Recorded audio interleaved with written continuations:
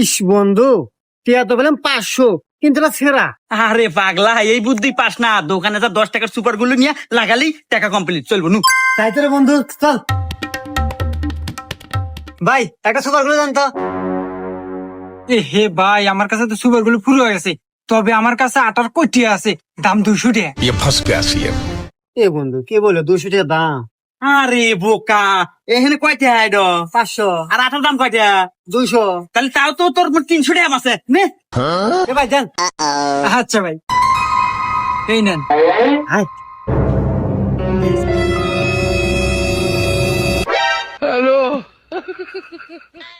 দেখ কি সুন্দর দূরা নাই গেছে। কেন চলবে নি? रुको जरा।